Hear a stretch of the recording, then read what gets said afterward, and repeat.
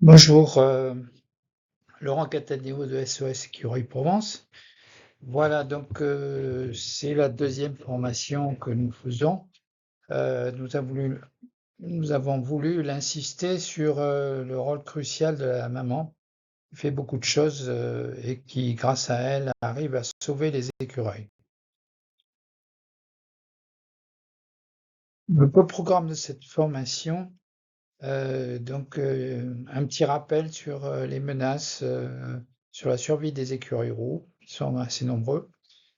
Ensuite, on va dire pourquoi c'est important d'aider les femelles écureuils, car bon, en fait, les écureuils actuellement ne vivent que 2 ans, donc c'est très important, la reproduction, que les femelles arrivent à se reproduire et surtout qu'elles arrivent à élever leurs enfants. Ensuite, on va regarder les actions concrètes que l'on peut faire, comment on peut faire pour rejoindre, notre groupe. Comment créer un impact, local et national pour changer tout cela.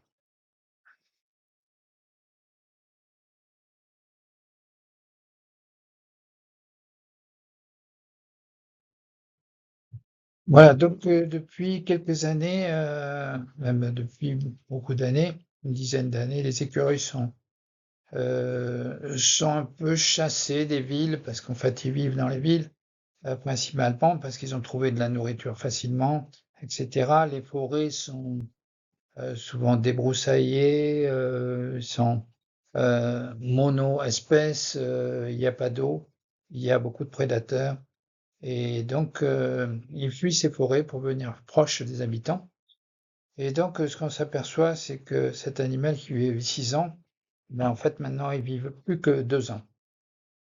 Donc les causes, sont nombreuses, bon, il y a surtout, la mortalité routière, il y a ça. Après, il y a la prédation des chats, il y en a 17 millions en France. Il y a beaucoup d'éléments comme ça. L'urbanisation qui détruit, l'environnement et cetera. Donc actuellement, on a beaucoup de jeunes qu'il faut sauver. Le réchauffement climatique fait que, ils naissent un peu n'importe quand. D'habitude, c'était en mai. Et donc ils avaient quelques mois, 3-4 mois pour, avant l'hiver, se préparer. Là, ils sortent souvent, 2 mois avant l'hiver et ils doivent, ils ont peu de chances de survivre, donc les aider, c'est les sauver. Alors, dans toutes les villes, bon, il y a des programmes immobiliers qui se font dans les derniers, espaces verts des villes et petit à petit, en fait, les villes deviennent, de moins en moins vivables pour les écureuils. Les trames vertes disparaissent aussi, et donc ils se retrouvent souvent isolés dans un premier temps, dans des petites zones, voilà, où s'ils changent de zone, ils se font tuer à cause des voitures ou, des chats domestiques. Voilà, donc le problème, c'est les constructions, on verra. Comment essayer de limiter ça, mais c'est pas l'objet de ce cours. Alors le réchauffement climatique, ne touche pas que les humains, il touche les animaux aussi et notamment les sécheresses qui sont de plus en plus nombreuses, de plus en plus longues. Par exemple, les vers de terre, quand il fait sec, ils s'enterrent et donc si de plus en plus profond, ils peuvent survivre un certain temps. Après, ils produisent des œufs de façon sous terre à résister encore longtemps et si la sécheresse dure encore, eh ben, les vers de terre meurent. Or les vers de terre, c'est un élément principal de la biodiversité. Ça pour les écureuils, c'est pareil. Les conséquences, c'est qu'il y a moins de pines de pin, par exemple, et les pines de pin, qui mettent normalement, 6 ans à enfin 3 ans à pousser, et à être consommables, ben, en fait, elles sont plus produites depuis 6 ans, par exemple. Donc ensuite, il y a beaucoup d'éléments comme ça. Les feux, les méga-feux, ça peut détruire énormément d'écureuils et d'autres animaux. Donc voilà, nous on agit sur plein de sujets comme ça. Par exemple, pour les feux, on est pour le retour des cigarettes chez le buraliste, l'obligation pour les fumeurs de retourner les cigarettes et de leur donner une réduction de façon à ce qu'ils aient une motivation supplémentaire. Donc il y a un impact sur la reproduction. Les écureuils, on s'aperçoit qu'ils se reproduisent de plus en plus tard. Et bon, c'est on ne sait pas ce que ça va donner.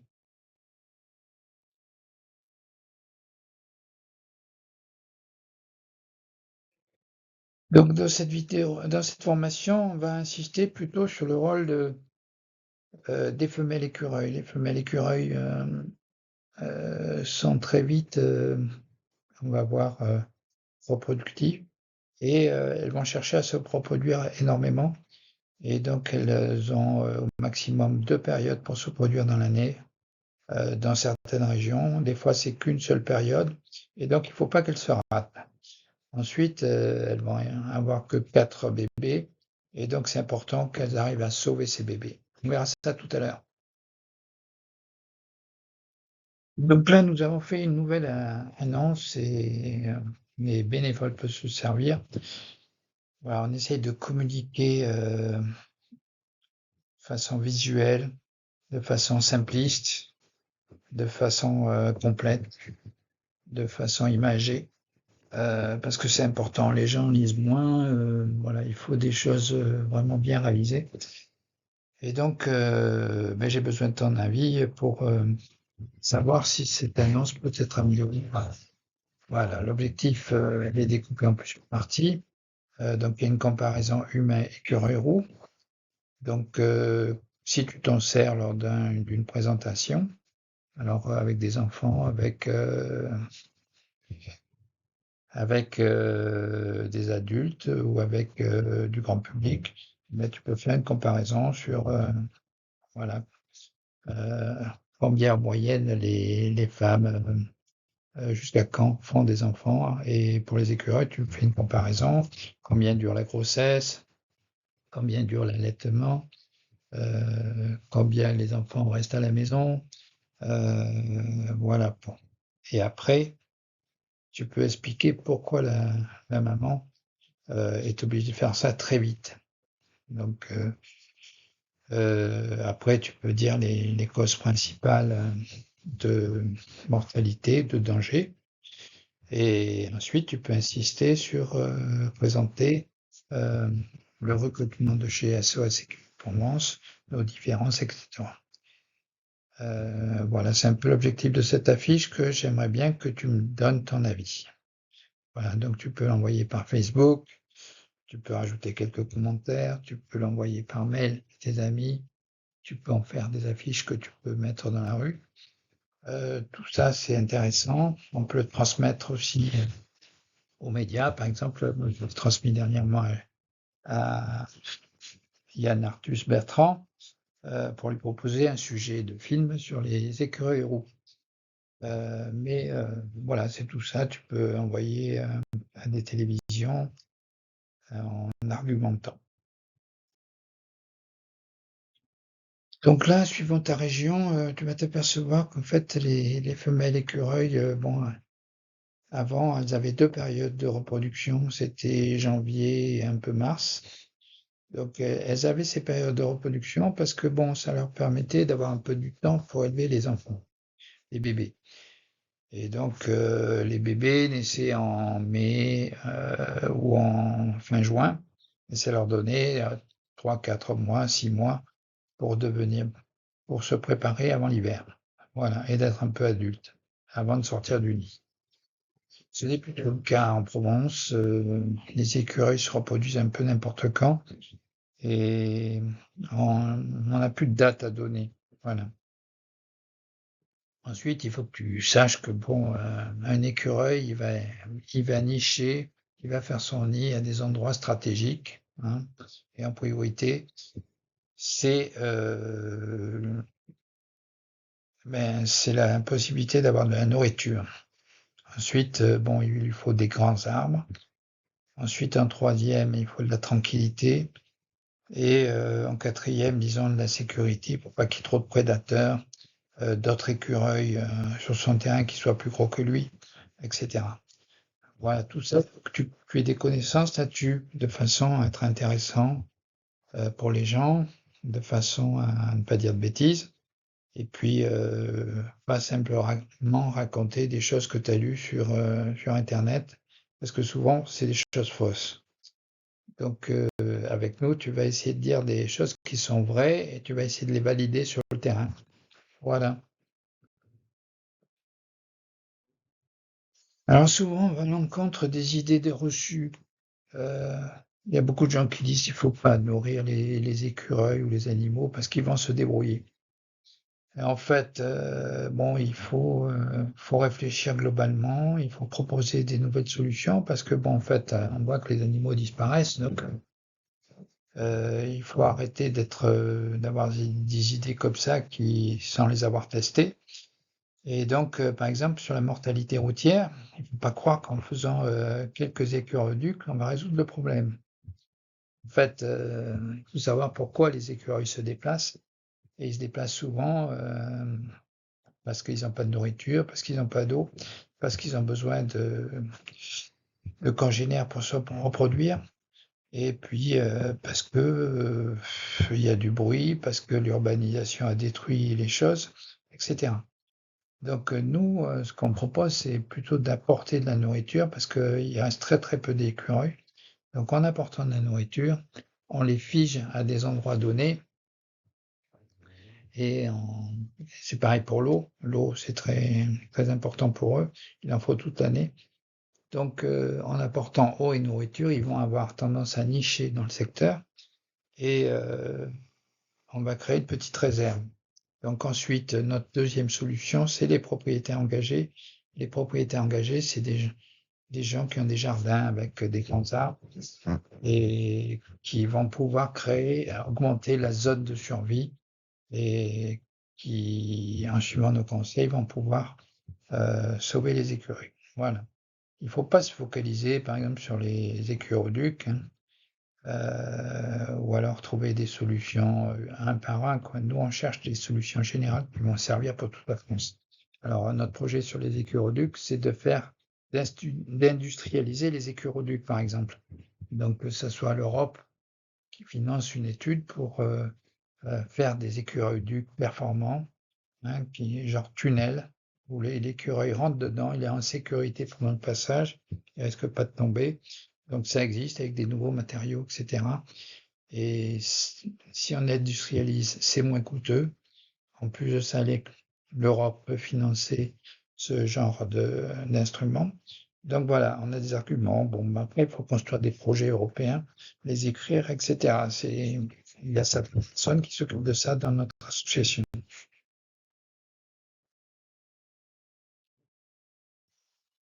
Voilà, bon, un côté, on te recommande un peu de te former régulièrement sur les écureuils et pas simplement de lire. Il faut essayer de confronter ce que tu as lu à la réalité. Et donc, par exemple, le comportement maternel des femelles, on n'en parle pas beaucoup, mais bon, souvent au bout de quelques mois, même un mois ou deux, voilà, après avoir allaité, eh ben, elles mettent leurs enfants dehors. Alors c'est un peu une obligation pour elles, hein, si elles veulent survivre. D'abord, il faut qu'elles mangent, donc elles peuvent pas nourrir perpétuellement comme nous, les enfants, les laisser à la maison et à apporter à manger tous les jours pour eux. Il faut qu'ils sachent se débrouiller assez rapidement tout seuls parce que, sur place, il n'y a pas de quoi nourrir plusieurs écureuils. Donc il faut inciter les bébés à partir ailleurs pour, qu'ils trouvent de nouveaux lieux pour se nourrir. Voilà, donc ça, il faut le savoir, il faut l'expliquer. On peut le comparer aux êtres humains aux hommes préhistoriques qui devaient changer régulièrement de maison, de lieu d'habitation pour trouver à manger. Donc et c'était une solution de survie. Ben, pour les écureuils, c'est pareil. Chaque année, il faut qu'ils se posent la question: «Est-ce que je reste à cet endroit-là ou pas? Est-ce qu'il y a des ennemis qui m'obligent à partir? Est-ce qu'il y a assez à manger? Est-ce qu'il y a assez d'eau? Est-ce que les choses ont changé?» Voilà. Et donc, les écureuils se déplacent un peu pour ça, pour choisir de nouveaux lieux d'habitation, et c'est souvent les jeunes qui font ça. Ils doivent, dès leur sortie du nid, ils font ça à plusieurs. En général, ils sont à 2 ou 3, et ils vont prospecter un peu en dehors du nid, pour pouvoir connaître leur environnement et savoir où ils peuvent s'installer bientôt.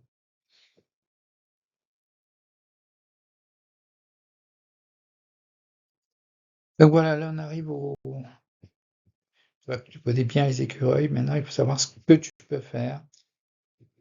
Donc on a commencé à en parler un peu avec les écuroducs, on a parlé un peu avec euh, différentes choses. Maintenant, on va voir d'autres solutions.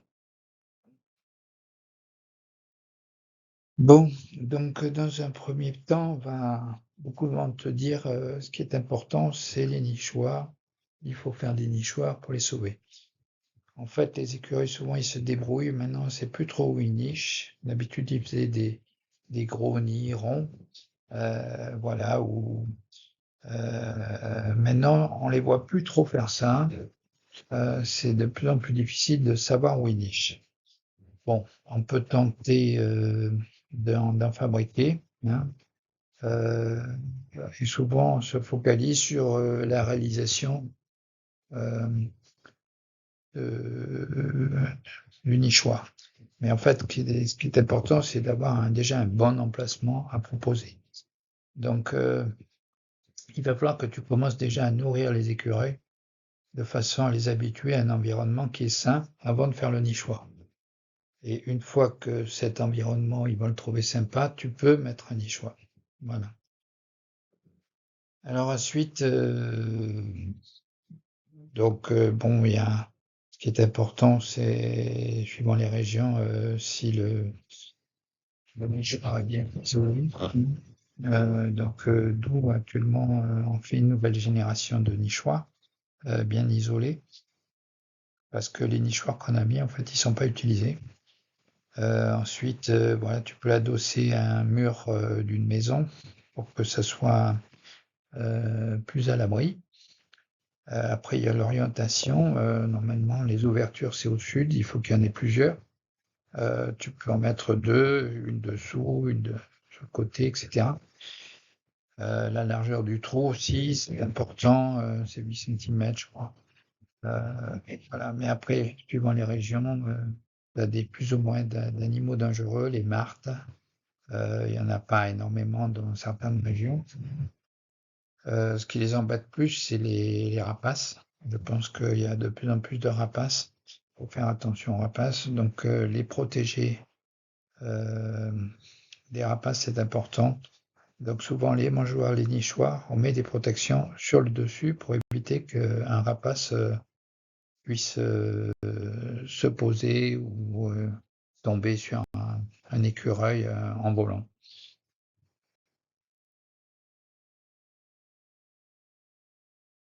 Voilà, donc ça, je te montre un- une, on va parler un peu des apports alimentaires. Alors, tu vois, souvent quand on demande à réaliser une vidéo, enfin une présentation comme ça, ils nous mettent des écureuils, mais là, c'est pas, si tu l'as bien remarqué, ce n'est pas un écureuil roux, c'est un écureuil gris, et donc, ou un écureuil étranger, qui ne ressemble pas à nos écureuils roux. D'abord, il n'a pas le ventre en blanc entièrement.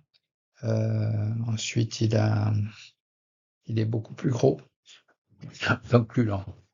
Donc c'est plutôt un écureuil anglais ou écossais, ou etc. C'est des écureuils invasifs. Voilà. Mais on va parler des apports alimentaires.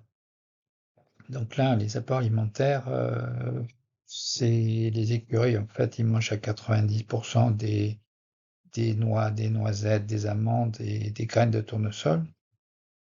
On peut essayer de varier avec d'autres aliments dans les régions. Donc, il y a les carottes coupées en dés, les pommes à l'entière ou coupées, ça marche. C'est pas toujours, ils s'y intéressent plus ou moins, suivant les périodes, etc. Tu peux, sur certains arbres, ils peuvent manger des fleurs, les lilas, etc. Ils peuvent manger des champignons. Nous, en Provence, ils mangent les bolets des pins. Ils mangent des champignons qui poussent en touffe. Voilà, ça peut être des lépiotes élevées, ça peut être des champignons compétibles. On les voit très peu accrocher les champignons aux arbres. Par contre, ils font des réserves de noix, de noisettes, d'amandes dans le sol. Et grâce à leur flair, ils vont pouvoir retrouver ces écureuils, ces provisions. Donc les nourrir, c'est important pour faire baisser la mortalité routière. Les nourrir en hauteur, c'est important pour éviter la prédation des chats. Les abreuver en hauteur aussi, c'est important. Voilà, parce qu'en les nourrissant, en les abreuvant, on va les maintenir dans une zone qui sera protégée et donc ils auront plus de chances de survie. Alors là, tu vois, il y a une rubrique écologique, équilibre écologique. Donc, il demande à se méfier des apports excessifs ou inadaptés. Effectivement, inadaptés, c'est important de ne pas saler les aliments, de prendre des aliments qui ne sont non salés. Voilà, maintenant, si tu n'as rien d'autre à donner, tu peux donner peut-être du pain pas très blanc, mais pas trop salé aussi. Si tu n'as rien d'autre, tu peux donner, qu'est-ce qu'on peut donner? Des morceaux de courge, par exemple.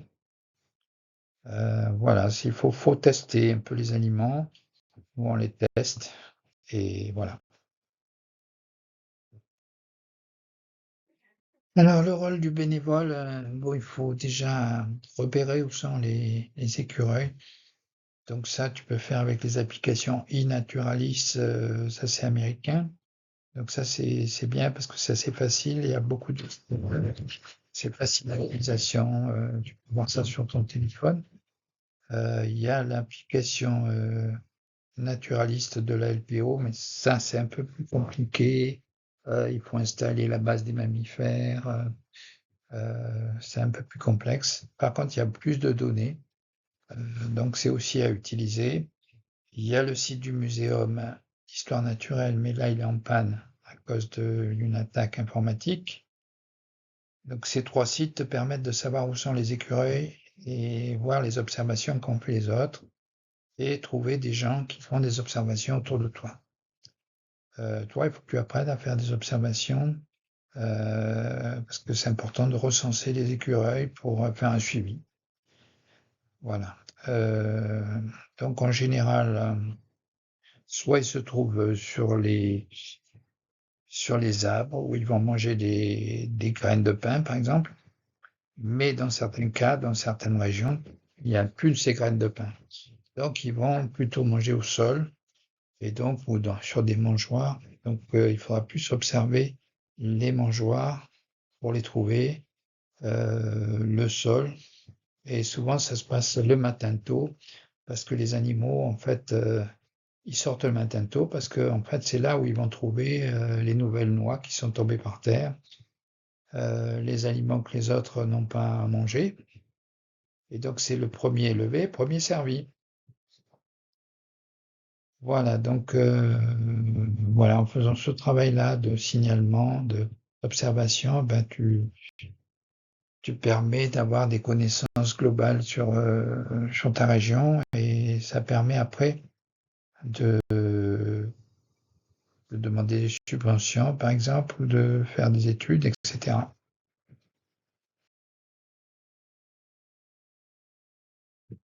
Bon, SOS Curie Provence, elle a 6 ans maintenant, on a fait 5 parcs, à Rognes, à Lambesc, à Salon de Provence, on est allé voir plusieurs villes, Marseille, Aix-en-Provence, etc.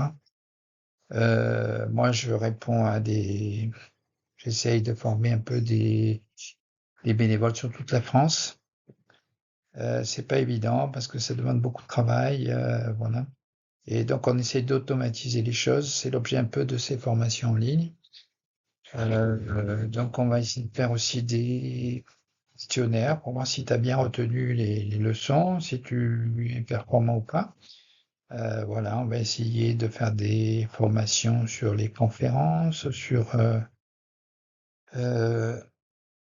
comment contacter une commune, etc., faire des lettres types, etc. Donc voilà, l'objectif de cette partie, c'est que tu sois capable de parler de nous. Donc on essaie d'innover, hein, de ne pas se contenter des connaissances vagues qui existent depuis 50 ans. Les écureuils changent, ils se comportent différemment dans chaque région. Il y a des régions où ils mangent des châtaignes, d'autres ils mangent des graines de pin, des cônes. Il y en a d'autres, ils mangent les aliments de feuillus, par exemple. Donc voilà, il faut que tu aies une certaine connaissance pour aider les gens. Donc notre première mission, c'est protéger les écureuils roux. Donc ça, on a beaucoup de solutions. Donc on crée des parcs écureuils. Donc on a déjà 4 ou 5. Ensuite, on fait des zones de quiétude. On fait des points de survie. Donc des points de survie, c'est des éléments où il y a juste un coin pour boire, un coin pour manger et en hauteur. Parce que bon, les chats souvent prédatent, disons, 60% des écureuils. On fait aussi des plantations utiles. On sauvegarde des zones. On essaye de faire des actions pour limiter l'impact de l'urbanisation. Donc être capable de dire à tel endroit il y a des nids. Donc on a un projet de drone thermique. On a un projet pour limiter l'impact des chats domestiques, donc avec l'adoption de chiens pour l'encouragement à avoir des chiens financiers et communiquer sur ce sujet-là. Donc on fait des actions de sensibilisation avec les écoles maternelles. Donc nos zones de quiétude servent à expliquer aux enfants le rôle des zones de quiétude. On fait des journées portes ouvertes aussi. On fait des conférences dans plusieurs villes pour expliquer les choses. Donc voilà, tu peux devenir conférencier avec nous. Voilà, donc on écrit à toutes les villes de France. On a un projet pour... voilà, on est déjà passé à la télévision sur Affaire 3, BFM. Peut-être en fin de vidéo, je vais rajouter de présentation, je vais mettre un peu nos passages sur le net. Voilà, pour que tu connaisses un peu notre association. Donc voilà, il y a plusieurs possibilités d'action, hein. Tu peux être une personne qui va agir sur le terrain, proche de chez toi, dans la commune, dans ton département, dans ta région. Tu peux gérer des équipes ou pas. Tu peux être jardinier d'une zone de quiétude. Tu peux être construire des zones de quiétude. Tu peux planter. Tu peux créer des équipements, nichoirs, si t'es bricoleur, voilà. Ensuite, tu as des opérations de communication ou d'observation, donc en réalisant des films avec des caméras, spéciales, des caméras de chasse, par exemple. On en a 2 qu'on prête aux propriétaires engagés.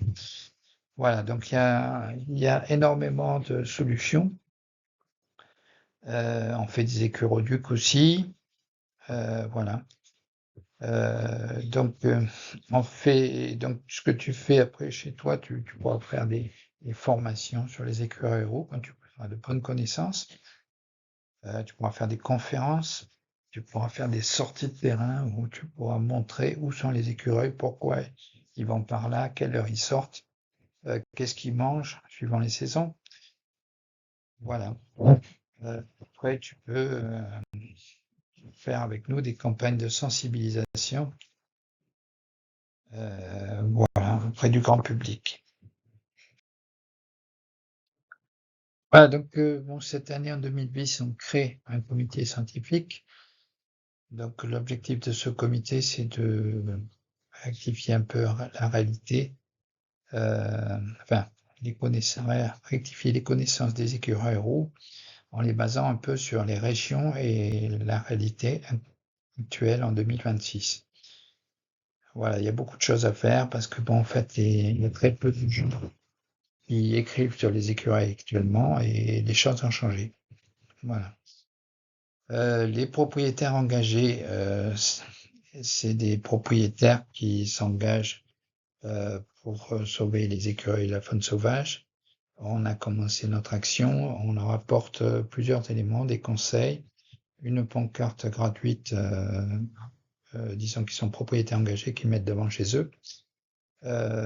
Ils ont aussi une mangeoire ou un panier à hisser pour leur montrer que c'est important de protéger les écureuils des chiens et qu'il est important de mettre la nourriture de façon exclusive aux écureuils. Voilà. On a des actions nationales et européennes, comme je te l'ai dit peut-être dans le passé, donc sur les chats domestiques, sur les projets de drones, sur les projets de mégots, etc. Et donc on a besoin de compétences dans ces domaines-là.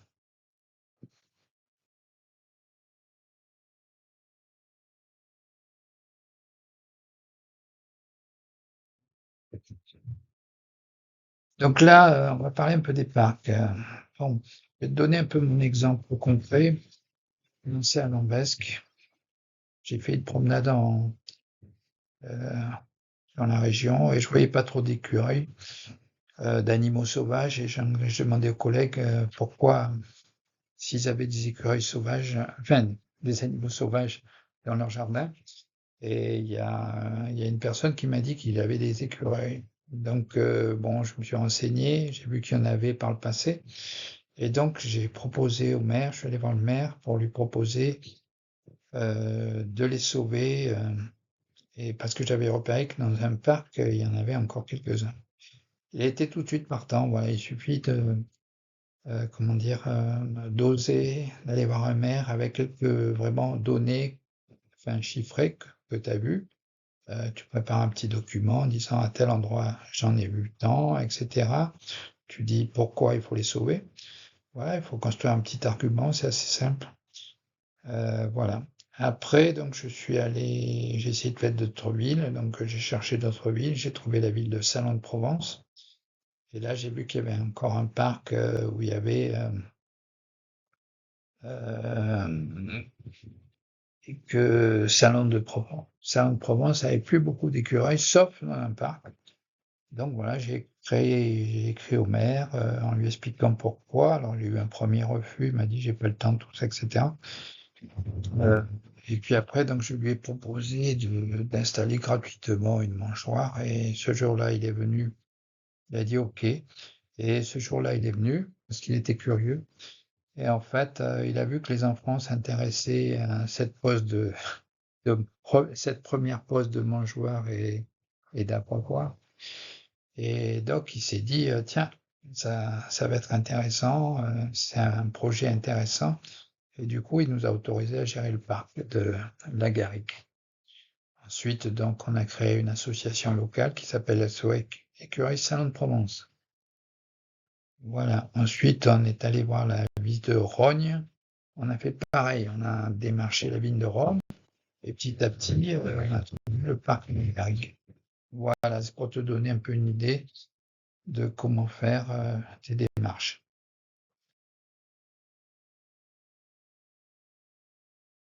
Donc oui, les grands classiques, voilà, ça c'est un peu ce qu'est l'intelligence artificielle qui est certainement limitée dans un premier abordage.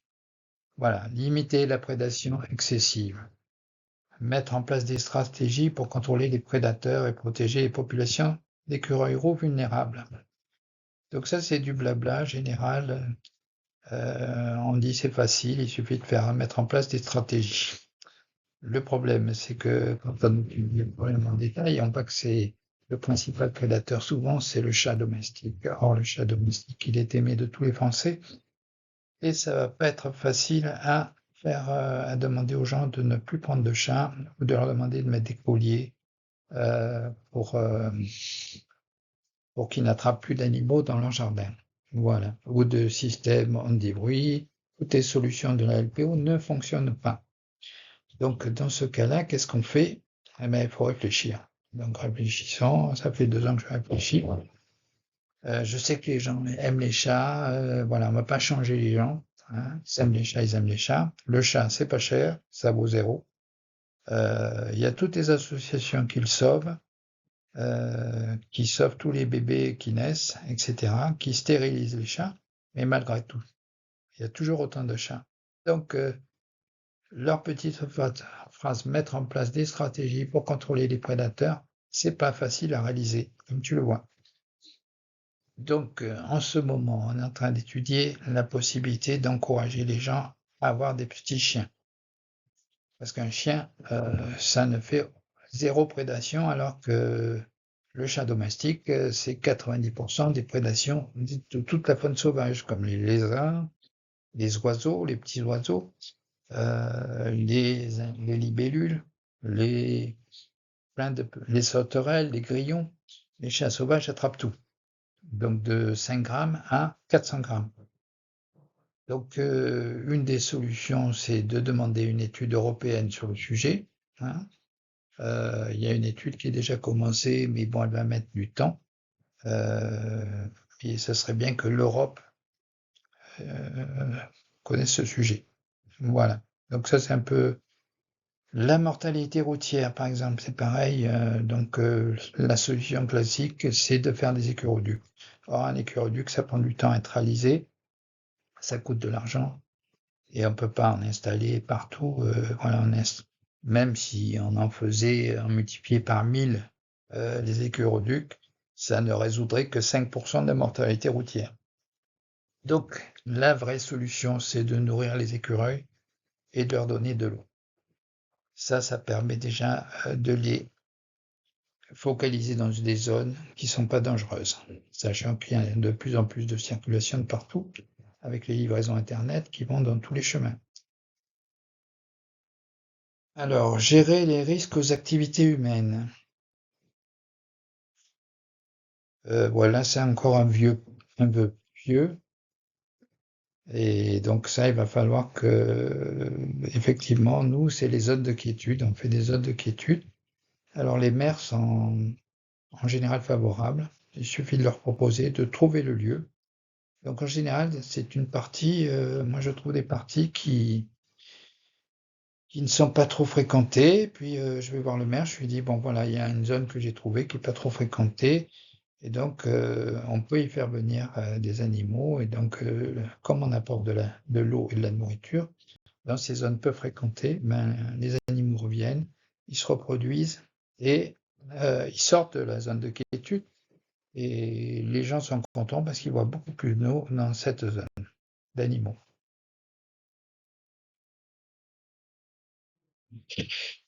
Bon, nous ne sommes pas la LPO, nous n'avons pas énormément de moyens, nous n'avons pas de personnel payé. Et donc, on a besoin de compétences. PO, c'est exactement. Et nous sommes sur le terrain et nous faisons vraiment des actions, pas simplement de l'observation, nous faisons aussi à trouver des solutions qui marchent. Voilà. Donc, si ce projet t'intéresse, tu peux nous rejoindre. Voilà, j'ai besoin de renforts sur plein de secteurs. Que ça soit la gestion de la comptabilité, la gestion financière, enfin la gestion des équipes, la gestion des départements, des régions. Voilà. Donc là, on a monté un comité scientifique, donc il faut animer ce comité scientifique, l'aider à avancer, qui publie des choses, etc. la gestion des propriétaires engagés, c'est beaucoup de travail. Voilà, comment motiver les propriétaires engagés. Donc cette année, on a acheté des noix en grande quantité qu'on redistribue. Donc on arrive à les redistribuer au prix de 3 €. Voilà, c'est des solutions comme ça. On fait des prêts de caméras de chasse. Voilà, il faut avoir des idées, imaginer des choses. Moi, je travaille beaucoup sur ce sujet dans cette optique-là. Si tu souhaites nous rejoindre, il n'y a pas de problème. On a besoin de juristes, on a besoin de naturalistes, on a besoin de gens qui nous donnent de la crédibilité. Donc ça peut être des chercheurs, ça peut être des journalistes, ça peut être des gens connus, des gens qui ont un gros impact auprès des jeunes, qui ont énormément de contacts dans Facebook, Instagram ou autres éléments. Voilà.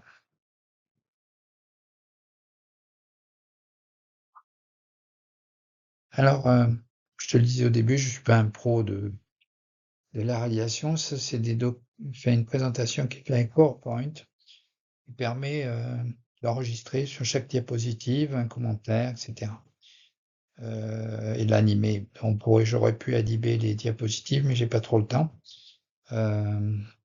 Donc, si tu souhaites participer aux prochaines diapositives, si tu penses que tu peux redire ce que j'ai dit ou de façon différente ou pas, plus percutante, plus ludique, plus orientée pour les enfants, etc., ou pour les bénévoles, n'hésite pas à me contacter. Moi, je suis prêt à accepter toutes sortes d'aides, te former un peu sur PowerPoint. Voilà, mais on a beaucoup d'activités différentes. Par exemple, on a un projet drone, on a un projet propriété engagée avec des noix, avec achat de noix, avec achat de caméras de chasse, etc. Donc c'est très varié. Tu peux faire des conférences avec nous. Donc n'hésite pas à nous rejoindre. On a des projets informatiques aussi avec l'IA et la récupération des données déjà des 3 sites dont je te parlais et essayer de fournir des données intelligentes de toutes les observations qui ont été faites depuis 20 ans.